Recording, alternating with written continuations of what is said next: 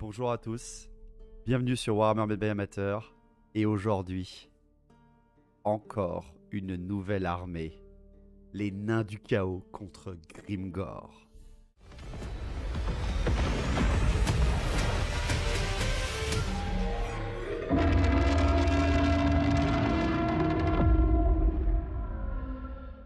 Alors, déjà, encore une fois, vous l'avez vu beaucoup en stream, mais je tiens à remercier Johan, le traducteur de la version Forge World. Donc, c'est un livre offert que la communauté m'a fait.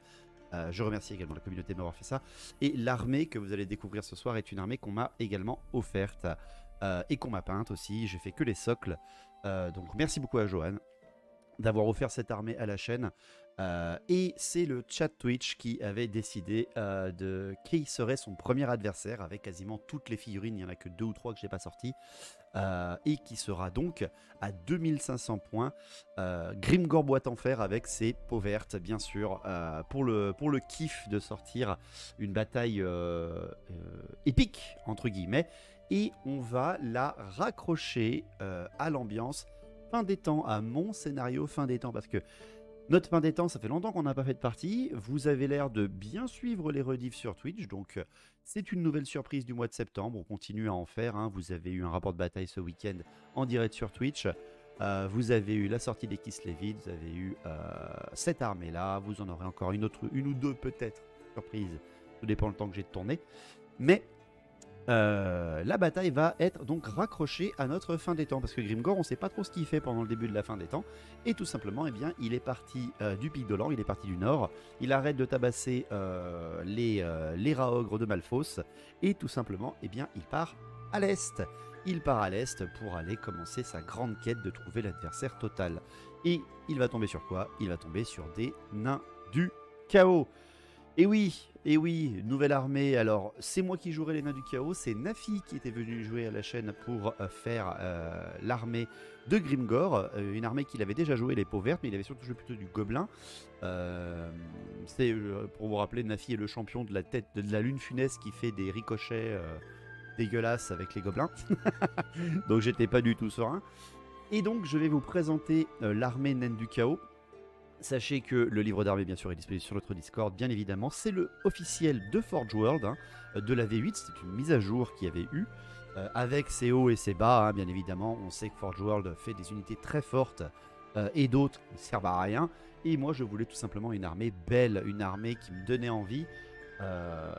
Donc j'ai fait ma demande de ma liste et Joanne me l'a imprimé, me l'a peinte. Donc encore une fois, merci à lui. Donc, mon armée. Mon armée s'articule autour, bien entendu, d'une figurine centrale avec un monstre, parce que c'est toujours classe, on n'en voit pas assez à la V8. C'est un grand Taurus et, bien entendu, un seigneur nain du chaos qui est dessus. Le gars est assez vénère, on va pas se mentir, il est surtout bien tanky, hein, il est là pour ça, justement. C'est mon général aussi, hein, c'est sûr et certain. Il est équipé de lames d'obsidienne, c'est-à-dire que le gars annule les armures adverses, parce que oui, les nains du chaos n'ont pas accès aux runes comme les nains classiques, mais par contre ils ont des mages. Voilà, oui, sinon c'est pas drôle. Je lui ai équipé également un bouclier ensorcelé et un talisman de préservation, et bien entendu son grand Taurus a un crachat, il a une haine de feu, donc il a un souffle tout simplement. J'ai 2 héros nains en plus. J'ai un héros nain, nain du chaos, pardon, porteur de la grande bannière. Il possède la lame d'or vif et la couronne de commandement plus un bouclier. Donc il est tenace, plus derrière après, il frappe assez bien et il est plutôt blindé. Et derrière après, j'ai pris bien entendu un sorcier du chaos, évidemment, un sorcier nain du chaos. Il est de niveau 2, il a un parchemin de dissipation parce qu'en face il y aura de l'orc. Et donc il y aura très certainement du vénère, et j'ai pris le domaine de Hachette, hein, le domaine bien entendu des nains du chaos du roman, enfin du livre, pardon, du livre d'armée. Alors j'ai pris un niveau 2 et pas un niveau 4 parce que le domaine d'Hachette est vraiment très très fort. Donc j'ai pris le primaire qui peut me donner la haine en fait à mes unités ou à toutes mes unités autour de moi, comme les nains en fait, hein, sauf que là c'est un sort. Et derrière après j'ai eu un nuage de cendres qui est très intéressant, vous allez le comprendre en termes de gameplay. Derrière après dans mes unités, alors mes unités de base sont concentrées sur beaucoup de blocs de nains parce que j'aime ça, et puis j'ai pas fait un truc fond de table avec toute l'artillerie naine du chaos qui est ultra forte. J'ai pas fait ça, j'ai plutôt visé du corps à corps. Donc j'ai 2 fois 5 chevaucheurs de loups, hop gobelins, donc ce sont quasiment des loups montés avec des gobelins. mais là tu touches à CC3 au lieu de CC2. Ouais, c'est vraiment ça la grosse différence. Ils ont des arcs et des lances avec des musiciens à chaque fois. J'ai pris un pack de guerriers nains du chaos avec l'étendard, enfin avec l'état-major complet, mais surtout avec l'arme lourde, c'est ceux qui ont des petites hallebardes en figurine. Et j'ai pris un régiment de guerriers nains du chaos classique, étendard, musicien et chef avec bouclier. Donc un qui tank, un qui frappe à force 5, ça sera toujours bien. En unité spéciale, j'ai sorti des gardes infernaux. Alors les gardes infernaux, c'est le up du guerrier nain du chaos, mais c'est pas encore le guerrier d'élite total, mais il reste quand même très très fort, surtout que ces gardes infernaux sont équipés de glaives de feu, donc ce sont des armes très puissantes, hein. Ce sont à la fois des armes de tir à force 4 et des hallebardes, avec l'état-major complet pour ce régiment, bien entendu. Donc ça fait ma base tir en fait d'infanterie avec les gardes infernaux. J'ai pas pris de tromblons parce qu'ils sont très courts mais très forts. J'ai préféré du classique.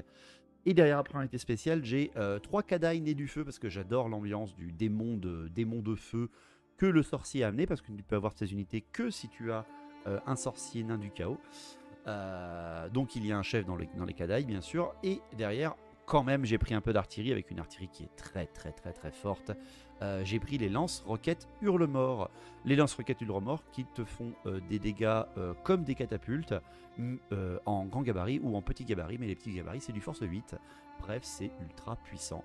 Pour terminer cette armée à 2500 points, eh bien j'ai 3 centaures taureaux avec armes lourdes et boucliers pour résister un peu au tir des orques et arriver full PV avec l'étendard musicien et chef bien évidemment. Donc voilà mon armée de nains du chaos. Je ne les maîtrise pas très très bien, mais après je maîtrise quand même plutôt les nains. Je maîtrise les guerriers du chaos, ça sera un mélange des deux. On va pouvoir un petit peu s'amuser, ça c'est sûr et certain. C'est le but, hein, de toute façon, bien évidemment. Du côté de Nafi, alors c'est moi qui lui avais proposé cette liste.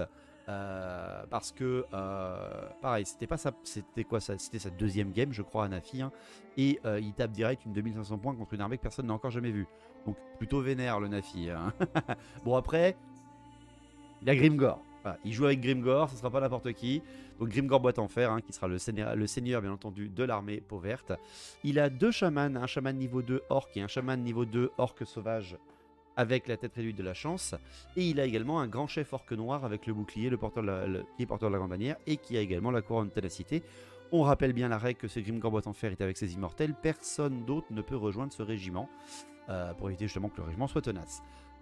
En unité de base, il a 20 gobelins de la nuit avec 3 fanatiques et des arcs, il a 5 gobelins des forêts sur araignée, il a 20 guerriers orques, armes de base additionnelles, musiciens et étendards, il a 29 orques sauvages costauds avec 2 armes, musiciens et étendards, il a 38 orques noirs passés en immortels, donc 39 pardon, orques noirs passés en immortels avec bouclier, musiciens et étendards qui seront le chausson de Mister Grimgor. Il a 5 orques sauvages sur sanglier, armes de base additionnelle, musicien et étendard, 10 orques sur sanglier avec bouclier et lance, musicien et étendard, et enfin il a 2 catapultes à plongeurs de la mort, donc pas de monstres chez les peaux vertes, de la masse, de l'unité, de l'infanterie, un peu de cavalerie, quelques artilleries, contre de la masse, de l'infanterie, quelques artilleries et un monstre du côté des nains du chaos. Ça va faire une très très très très belle bataille. Donc, voilà pour les listes d'armées. Quel est le scénario que nous allons jouer? Parce que oui, on a mis un scénario en plus. On a mis un scénario du livre d'armée. C'est sang et gloire. C'est-à-dire qu'on va compter le nombre de bannières que nous avons, en comptant également la grande bannière, et notre général. Ce qui fait que pour mes nains du chaos, j'ai 7 points de bannière, entre guillemets, parce que le général compte également, et les orques et gobelins en ont 8. On a donc des unités qui sont entre guillemets sacrifiables. Par exemple, mes Kadai ou mes chevaucheurs hobgoblins sont des unités entre guillemets sacrifiables, comme mon artillerie, comme pour également les peaux vertes. Les peaux vertes ont leur artillerie, ils ont les gobelins de la nuit archers, ils ont les gobelins des forêts araignées. Tout ça sont des unités qui sont entre guillemets sacrifiables, parce que le but c'est de ne pas perdre ces bannières. J'en ai 7, il en a 8. Le premier qui arrivera à un seuil de déroute de 3, donc s'il nous reste 3 points, eh bien la partie s'arrête, parce que l'armée s'enfuit.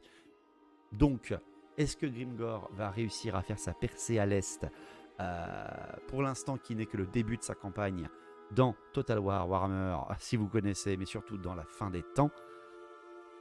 On va voir qu'est-ce qui va se passer. Est-ce que je vais tenir face à la WAG ou est-ce que je vais la contrer tout de suite? C'est parti. Alors, vu que nous jouons un scénario de sang et gloire, eh bien notre déploiement sera un petit peu gêné car nous devons nous déployer avec 9 pas de moins de chaque côté de notre armée. On est donc très condensé. Après, bon, vu qu'il y a des gros blocs d'infanterie du côté des peaux vertes, ça devrait aller. Pareil pour mes nains du chaos. Donc le déploiement de mes nains du chaos, j'ai mis mon côté droit avec mes Kadai, un régiment de hobgoblins, mes artilleries, mon côté gauche avec les centaures taureaux, les glaives d'argent et un autre régiment d'hobgoblins, et mon centre tenu par mon infanterie et mon monstre, bien évidemment. Du côté des peaux vertes, Nafi se déploie avec en base centrale bien évidemment ses orques de noir avec Grimgor, flanqué des orques sauvages avec le chaman et des orques communs avec le chaman et le porteur de la grande bannière tenace. Son flanc droit aura les archers gobelins de la nuit avec les fanatiques et le gros bloc de chevaliers orques, enfin de monteurs de sangliers. Sur son flanc gauche, il aura également les araignées et d'autres orques sauvages sur sangliers, tandis que l'arrière de son armée contient ses catapultes à plongeurs de la mort. Les avant-gardes seront réalisées, je fermerai tout de suite mon flanc droit avec mes hobgoblins et j'avancerai un petit peu pour provoquer les fanatiques de l'autre côté, tandis que lui viendra poser ses araignées face à mes hobgoblins pile poil à 12 pas. Qui va commencer? Ça sera les peaux vertes. On y va donc pour cette 2500 points de la fin des temps. Est-ce que Grimgor avance et détruit les nains du chaos et les met en déroute? Ou alors est-ce que les nains du chaos le repoussent?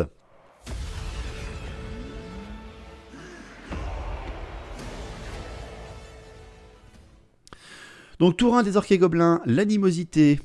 Eh bien, Nafi n'en fait pas. Il commence direct. Nafi n'en fait pas. Il fait pourquoi faire, à quoi ça sert. Donc, il fait une avancée plutôt prudente. Il fait le centre qui avance massivement, les orques noirs, les orques sauvages.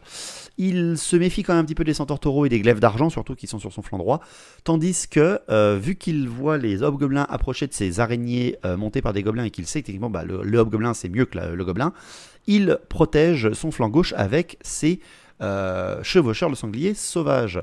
Pour le reste, ces cavaliers orques contournent complètement à droite et sortent un petit peu de taxe de vue sur la photo. Et derrière, ces archers et ces guerriers orques viennent se placer sur son flanc droit. Pour ce qui est de la magie, il fait un double 3 et une canalisation pour mon cher Nafi. Donc, pour vous préciser ce qu'il a en mage, son orque sauvage a eu la main de Gork et le coup de boule, tandis que son orque classique, lui, a eu le dunaire et le pied de Gork. Donc c'est absolument terrifiant, il a tous les meilleurs sorts, je trouve, pour ce qui est des peaux vertes. Directement, il a 6D plus 1, il prend 6D, il va tenter... non, il prend 5D, il va tenter le pied de Gork en base et pas en amélioré. Il vise mes nains du chaos en armes lourdes, c'est-à-dire ceux qui ont le chaman, et il me fait un hit sans que je puisse le dissiper. Il me fait un hit au pied de Gork, tour 1 avec son chaman. Bon, le 8 me touche 19 nains et va m'en buter 17. 17 nains sur 29 qui sautent. Heureusement, mon chaman ne meurt pas. Je n'ai pas de panique également derrière, mais waouh! Heureusement, il ne l'a pas fait en amélioré pour éviter justement qu'il puisse TP son unité, enfin qu'il puisse, recommencer à frapper.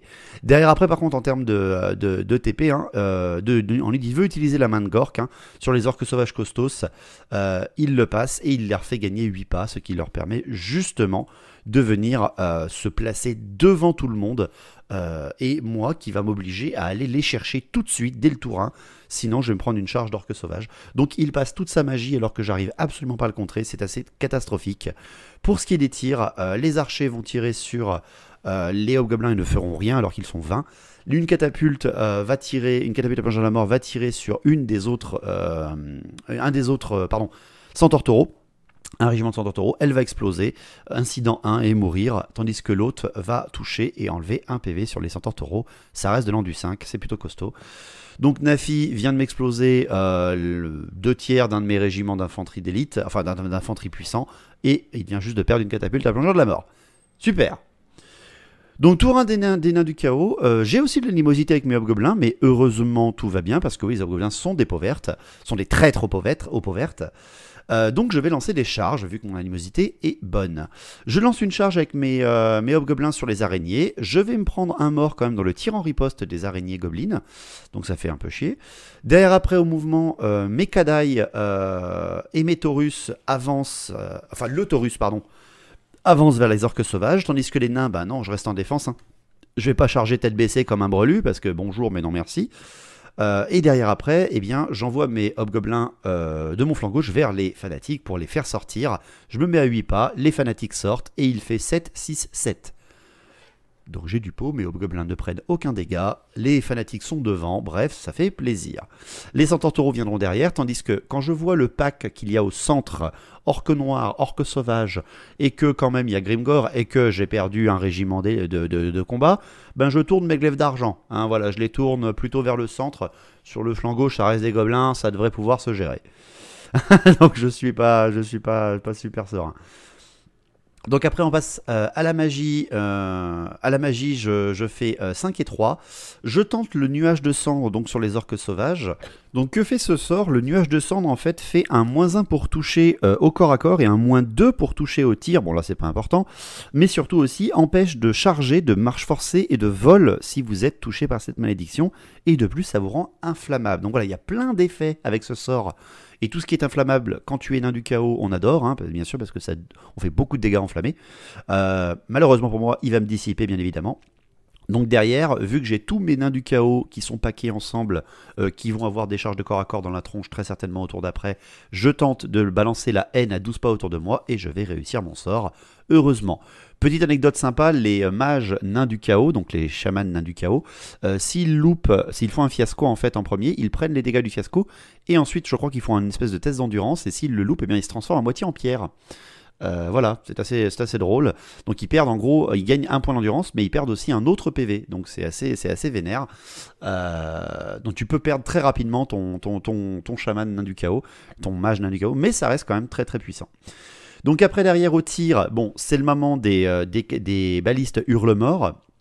Donc je vise en fait la catapulte à plongeon la mort de l'autre côté avec un tir à force 8 pour une de mes catapultes, pardon, ça fonctionne comme une catapulte mais c'est des balistes. Je la one shot direct, hein, sans peur. Et une dernière, et bien là j'hésite, je me lance plutôt un grand gabarit mais à force 3 et non pas le petit gabarit force 8. J'hésite en fait un petit peu, je teste cette armée et je tire sur le gros pack d'orques noirs, je fais à nouveau un hit et je fais 4 morts. Donc c'est pas si mal, hein, on va pas se mentir. Ensuite, pour terminer mes tirs, eh bien, je fais mon souffle de force 4 de mon grand Taurus sur les orques sauvages. Je fais 16 touches, je fais 5 blessures et seulement 3 morts. C'est nul. c'est complètement nul, hein, on va pas se mentir.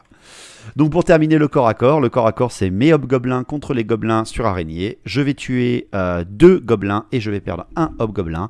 Je serai bien sûr en fuite, enfin non, je mettrai en fuite pardon les araignées.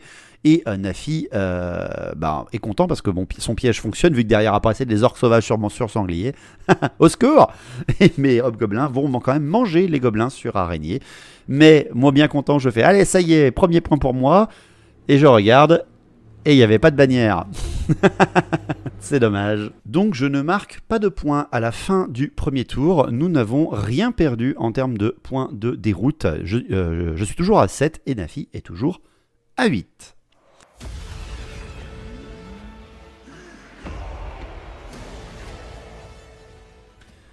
Donc tour 2 des orques et gobelins, animosité, que dalle, bien sûr, parce qu'il continue dans ses bons jets. Donc il lance ses charges, il y va. Il n'a pas eu le nuage de sang, donc il a le droit de charger avec ses orques sauvages. Et il fait plusieurs charges, on va pas se mentir. Il balance la charge de ses orques sauvages sur sangliers sur mes hobgoblins, bien sûr, que je décide de me faire enfuir, hein, bien sûr. Et je loupe ma fuite, hein, je fais 4 sur 3D les deux plus grands, ce qui fait qu'en fait il me mange directement mes hobgoblins avec ses orques sauvages sur sanglier, très bien pour lui. Heureusement j'avais pas de bannière non plus là-dessus. Il lance une autre charge, ce sont les costos qui vont charger les Kadaï, et oui. Je fais mon test de Kadaï. Alors les Kadaï, ce sont des démons qui consomment l'énergie dont ils sont eux-mêmes faits. Ah, c'est du feu en même temps, hein, donc tu remplis de gasoil et puis après, bah, il consomme ton gasoil non-stop.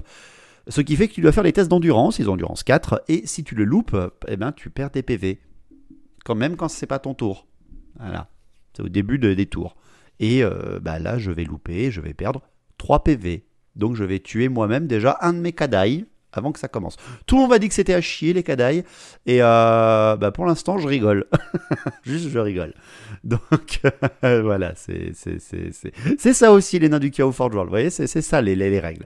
Derrière après il reste une autre cavalerie qui tente, ce sont les cavaleries orques qui tentent de charger les centaures taureaux qui sont de l'autre côté, mais ils vont louper leur charge. Pour ce qui est des fanatiques, il y en a deux qui s'entretuent et un autre qui part juste devant le régiment des orques avec le chaman et le PGB, mais ne les touche pas.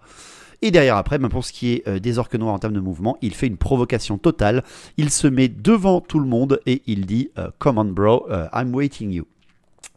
Pour ce qui est de la magie, il fait un 5 et 1 et je fais une canalisation du côté de mes nains du chaos. Il prend ses idées, il tente le pied de Gork et je le dissipe. Voilà, ça suffit les conneries. Ça suffit les conneries. Pour ce qui est des tirs, les gobelins tirent à nouveau sur les hobgoblins. Et là, c'est mi-portée, pas de mouvement. Et là, ils m'en butent 4 sur 5. What? Donc je me sens pas super bien, heureusement pas de panique. Et derrière après, ben, c'est le corps à corps, les costos orques sauvages qui ont un déluge d'attaques contre les Kadai. Je vais quand même buter 4 orques sauvages, mais alors les Kadai, je perds mes 3 derniers PV, je pop à l'insta. Bref, les orques sauvages costauds se reforment et font face aux nains du chaos avec bouclier parce que le grand Taurus est bien beau, mais il n'enlèvera pas les bonus fixes. Donc il se met en face des nains du chaos, bien sûr, pour pouvoir tanker la future charge du tour 2.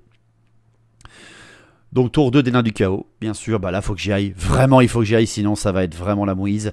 Je charge, j'envoie mes Taurus, le Taurus, mes nains du chaos et ma grande bannière qui est avec eux sur le pack d'orques sauvages. Parce que le pack d'orques sauvages il est déjà un peu affaibli, vaut mieux toujours charger que se faire charger. J'ai un gros pack de nains avec bouclier, donc ça devrait faire. Et je loupe la charge de mes nains. Il n'y a que le Taurus qui y arrive parce qu'en même temps il était à 2 pas. Mais j'avais oublié que c'était des nains et qu'ils avaient 3 de mouvement et 2 dés. Et je fais 4, 4 plus 3, je fais 7. Alors que j'étais à 8. Donc je loupe ma charge. Bien malheureusement, mon Taurus il va so long. Donc c'est dommage. Derrière après, mes centaures taureaux décident de charger la cavalerie orque et se loupent aussi. C'est loupé à nouveau de 1 point comme les autres nains. Et vu que là je craque mentalement, je dis allez fuck, je fais une dernière samouraï, j'envoie mon hobgoblin charger les archers gobelins de la nuit et il mourra au tir en riposte. Voilà, parce que ça suffit, ça m'énerve. Je craque. Pour ce qui est après derrière, eh ben, vu que mes nains du chaos en bouclier ont loupé la charge, il faut absolument que je redirige les orques noirs, ou en tout cas que je gagne un tour. J'avance avec mes nains du chaos avec armes lourdes face à leur destin, c'est-à-dire face à Monsieur Grimgor. Au secours. Mais heureusement, il me reste derrière ma magie et mes tirs. À la magie, je lance, j'ai 4 et 1 en magie, je lance la haine à 12 pas autour de moi et je le réussis avec tous mes dés. Question que au moins mes nains du chaos commencent à taper sec. Et derrière au tir, je tire sur les orques noirs avec mes glaives d'argent. Il y a quand même 20 tirs, hein, ils sont 25 mégas. Il y a quand même 20 tirs et je vais faire 4 morts avec mes glaives d'argent. Parce que ça tire quand même assez vénère leur truc. Derrière après, en hurle-mort avec mes 2 balistes, eh ben, vu que je prends le gros gabarit, en force 3, parce que ils sont en masse. Certes, la force 8 aurait été intéressante, mais j'avais oublié, encore une fois, c'est une nouvelle armée pour moi. Hein. J'avais oublié que c'était un gabarit, la force 8. C'est pas une touche force 8. Je pensais qu'il y a la baliste hurle-mort, elle était capable de one-shot les monstres ou de tuer l'infanterie. Donc je reste à grand gabarit force 3. Après c'est un grand gabarit, donc ça touche beaucoup. Je vais faire un hit et je vais faire une déviation de 6. Donc je vais quand même beaucoup toucher. Et malheureusement là je fais qu'un seul mort. Donc c'est là où je me suis gouré. Voilà, c'est là où je me suis gouré, je pense. Par rapport à ces machines de guerre, j'aurais dû utiliser plutôt le petit gabarit force 8. Ensuite, derrière, ben, c'est le corps à corps. Le corps à corps, il n'y en a qu'un seul au final. C'est le grand Taurus. Le grand Taurus contre les costos. L'aura enflammée ne fera aucun dégât. Je tuerai 4 costos avec le Taurus, sa monture, le seigneur de guerre, sa monture et derrière le piétinement furieux. Donc pas génial, hein, je crois que Nafi passe 4 invulnérables de 5+, sinon j'en butais 8. Et derrière après, la riposte des orques sauvages, il me bute 3 PV sur le Taurus, il en reste plus qu'un déjà, parce que le Taurus il est à poil. Et ça reste, heureusement pour tout le monde, mais quand même c'est assez vénère, c'est assez, ça reste des orques, ça reste des orques. Donc c'est la fin de mon tour 2, on passe au tour 3, et pareil, nous n'avons toujours pas d'unité qui s'est mis en fuite avec des bannières. Pour l'instant, on reste gagnant, non perdant, mais c'est pas grave, de toute façon, le but c'est d'atteindre 3 à la déroute.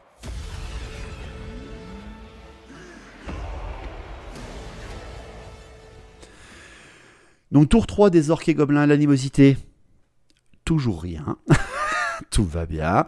Donc c'est la charge, bien évidemment, et c'est la double charge même d'ailleurs, il y en a plus d'une. Les orques sur sangliers et les gobelins chargent les centaures taureaux, avec les gobelins, c'est assez beau, juste pour avoir en fait une charge de flanc, parce que les centaures taureaux ils n'ont pas beaucoup d'attaques, donc c'est bien d'envoyer un gros pack de gobelins à un truc qui ne fait que 3 attaques max. Donc il va réussir ces 2 charges, il envoie bien évidemment les orques noirs sur les nains du chaos avec les armes lourdes et surtout le chaman. Et derrière après, en termes de mouvement, le fanatique va au centre de la table, les orques donc peuvent bouger avec la GB et le chaman, et les orques sauvages sur sanglier avancent sur le flanc gauche. Pour ce qui est de la magie, il fait un 6 et 2, le pied de Gork sera dissipé et la main de Gork sera dissipée. Heureusement là j'arrive encore un peu à le contrer, c'est toujours ça. Pas de tir, et oui déjà plus de tir pour les orques et gobelins, on passe directement au corps à corps, et au corps à corps, alors ça sera déjà le centre, parce que Nafi veut d'abord faire le centre. Il envoie les orques noirs contre mes nains du chaos avec arme lourde et le sorcier. Il prend de mémoire, je crois qu'il prend les doubles qui coupent avec les orques noirs. Bien évidemment, le sorcier est one-shot par les immortels tout court, parce qu'il préfère garder Grimgor contre les troupes. Et tous les nains du chaos meurent. Voilà. Il y a aucun... non, c'est voilà, Grimgor tue le chaman et tous les immortels tuent les nains du chaos. Voilà, il n'y a aucune chance pour moi. Je rappelle que ce sont des immortels, ils ont plus 1 en CC. Et le fait qu'ils chargent, en tout cas que c'est le premier round de corps à corps, ils ont aussi plus 1 en force, comme tous les orques. Ce qui fait que là, la double arme à force 6, à force 5, ça fait très mal.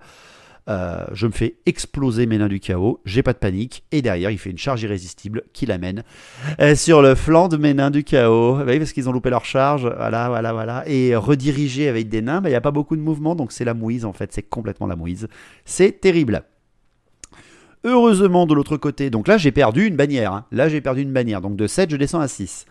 Du côté des costos contre le Taurus, oui, parce que quand même les costos ils sont contre le Taurus, je perds mon Taurus. Mon Taurus se fait buter, mais heureusement juste avant je retue 3 costos. Ça reste, mais les orques sauvages se reforment pour faire face à mon seigneur de guerre. Mon seigneur de guerre qui est peut-être tombé à pied, mais quand même qui reste tout à fait défendable, très tanky, face à ces orques qui ne peuvent au final pas beaucoup le toucher, qui sont beaucoup moins nombreux. Enfin, ils ont moins de touches par rapport à lui. Enfin, c'est mes centaures taureaux contre les orques et gobelins. Les orques et gobelins ont peur. Et oui, parce que ça provoque quand même la peur, ces bestioles-là. Je perds 2 PV sur ma cavalerie. J'aurai un mort parce que j'avais un gars qui était blessé à 1 PV. Et derrière, je vais tuer un peau verte dans chaque régiment. Je perds de 3 le combat. Je fais un test de commandement. Et je fais 4. Et mes centaures taureaux restent au combat. Et ça, c'est beau. Et donc, c'est la fin du tour 3 des orques et gobelins. J'étudie le plan de table. Mes nains sont bloqués au corps à corps de flanc par les immortels.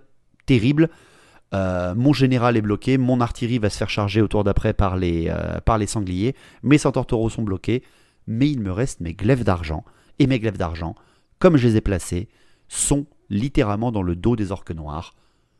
On va pouvoir faire quelque chose. Tour 3 des nains du chaos, la charge des glaives d'argent dans le dos des orques noirs qui est réussie. Ça, c'est bon.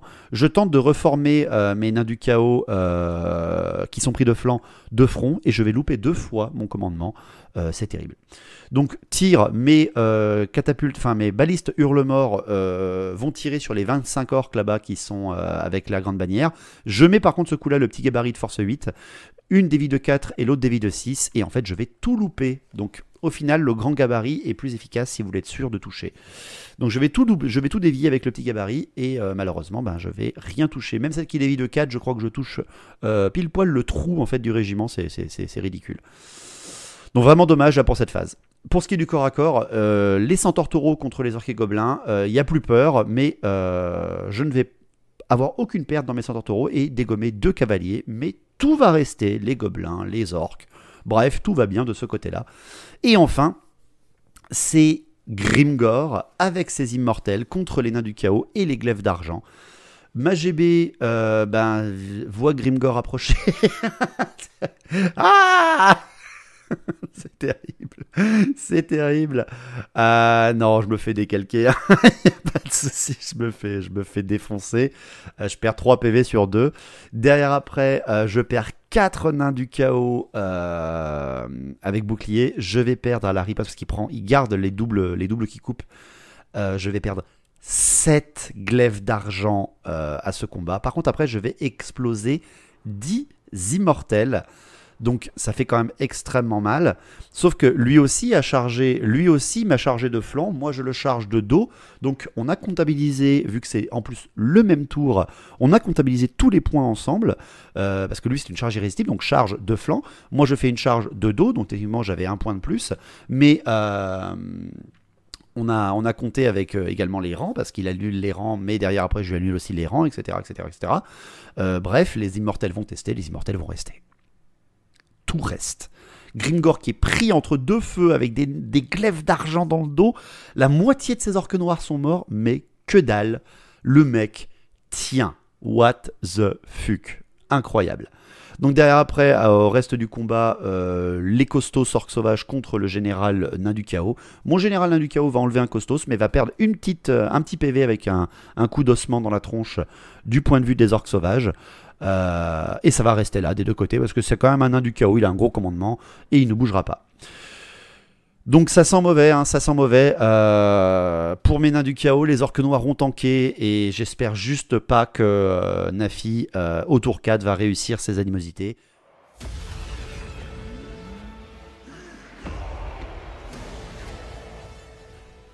Tour 4 des orques et gobelins, animosité, aucune. Oh putain, on voit que c'est Grimgor, quoi. Aucune animosité. Il va donc tenter ses charges. Il envoie bien entendu ses orques sauvages sur sangliers sur les catapultes hurle-mort pour pouvoir en dégommer une, puis après la 2 secondes. Et il tente, par un vol du destin, une charge de ces orques avec l'AGB et le chaman sur le flanc des glaives d'argent. Alors il doit faire une charge il doit faire 10 sur sa charge, donc c'est une charge du fond des âges. Et il l'a réussi. Et tout d'un coup, mes glaives d'argent sont chargés de flanc également à leur tour. Ah non, c'était pas le moment. C'est terrible. On ne compte pas le fanatique parce que de toute façon, il va plus y avoir aucune incidence sur la partie. À la magie, double 3, 2 canalisations des orques et gobelins. Et vu que là, le chaman avec le dunaire est au milieu de la ligne avec les orques noirs, il balance le dunaire et ça passe pour tout le corps à corps central pour les orques, ce qui fait qu'il a aussi la haine. Il a la relance pour toucher, c'est terrible. Donc pour ce qui est du corps à corps après, parce qu'il n'y a plus de tir, hein, la catapulte hurle-mort se fait défoncer bien entendu par les orques sauvages sur sanglier, bien sûr. Et d'ailleurs les orques sauvages sur sanglier sortent de table. Et c'est ensuite le combat avec les centaures taureaux, avec les orques et les gobelins. Ça va rester, hein, ça va se faire un peu de dégâts, mais sans vraiment d'impact. Et surtout, les 2 régiments, les gobelins de la nuit et les orques sur sanglier, ne vont perdre qu'un seul d'entre eux encore à nouveau, tandis que les centaures taureaux ne perdent qu'un seul PV. Et les 2 vont rester au corps à corps. Et c'est surtout, bien entendu, le combat central, où une GB est morte, hein, donc j'ai perdu des points, hein, n'oubliez pas encore une fois, où les glaives d'argent sont pris de flanc, où les autres nains du chaos sont également pris de flanc, parce que j'ai encore loupé ma reformation. Avec un gros commandement, je reloupe ma formation, c'est terrible. Bref, je vais dégommer 7 immortels à ce moment-là. Je vais perdre 2 nains du chaos, je vais tuer un orc. Et derrière après, Grimgor, qui n'a plus de GB à taper, va se retourner, taper dans les glaives avec également tous ces immortels capables de le faire, plus les orques. Et je vais perdre 16 glaives ardents à ce moment-là. C'est une débandade parce que là, le résultat de combat fonctionne pour tout le monde. Je perds de je ne sais combien, je ne sais vraiment plus. Je crois qu'il me reste que 2 glaives d'argent après, à la fin de ce combat. Mes nains du chaos, bien entendu, s'enfuient. Ils sont poursuivis par les orques noirs. ils sont rattrapés et dévorés, tandis que les glaives d'argent survivants sont en fuite et sont rattrapés également par les orques. Je perds toutes mes bannières à ce moment-là qu'il me restait. Il ne me reste plus que mon général et la bannière de mes taureaux. Je compte, je suis à 3. Et Nafi, lui, qui n'a perdu en fait dans cette partie que ses catapultes à plongeurs de la mort et ses araignées gobelins de la nuit, n'a pas de changement dans ses bannières. C'est donc une tollée. Bien, et bien voilà. J'espère que vous ne regrettez pas cette nouvelle armée. Bon, Nafi n'a pas enregistré avec moi parce qu'il est un peu timide, mais il n'y a pas de problème, avec plaisir. Donc merci déjà à Nafi d'être venu jouer.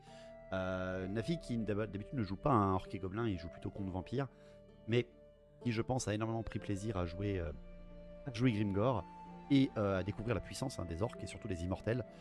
Que dire de cette partie? Que dire de cette partie? Je suis extrêmement content de mon armée naine du chaos. Franchement, hein, vraiment, je suis content. Ça faisait très longtemps que je n'avais pas joué quelque chose comme les nains. Parce qu'il y a beaucoup de joueurs nains sur la commu. Donc quand il y a des tournages des nains, c'est pas moi qui joue, hein, c'est un autre joueur. Je crois que j'avais pas joué nain depuis plus d'1 an et demi. Donc j'avais moins l'habitude des distances et tout. J'avais perdu un peu l'habitude, je l'avoue. D'où le fait que j'ai loupé quand même pas mal de charges.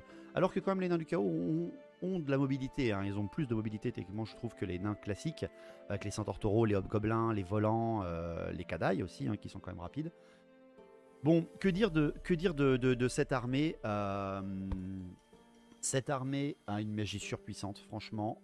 Mais j'ai jamais voulu, quand j'ai vu l'armée qu'on me l'a offerte, j'ai pas voulu mettre un mage niveau 4 avec plein de magie qui rend inflammable et qui peut, après derrière, un peu game breaker, je trouve. Je préfère que ça soit des petits mages et des gros seigneurs. Le seigneur incroyable. Alors là, le seigneur avec son Taurus. Je pensais que le Taurus serait mort beaucoup plus tôt et au final, pas du tout. J'aurais bien voulu un défi contre Grimgor, mais j'ai même pas eu l'occasion de le faire. Bon, il se fait défoncer, hein, mais c'est pas grave.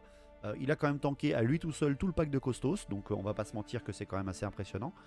Les Kadaïs, bon, sont un petit peu une déception, mais c'est parce que j'ai loupé mon test d'endurance, donc c'est de ma faute, hein, tout simplement. C'est les dés qui en ont dessiné ainsi. Et puis ils sont tapés des orques sauvages costauds sur la tronche, qui les ont one-shot, donc il n'y a pas vraiment de négociation à avoir. La cavalerie Goblin a montré qu'elle était plus forte que des gobelins, mais moins forte que des orques.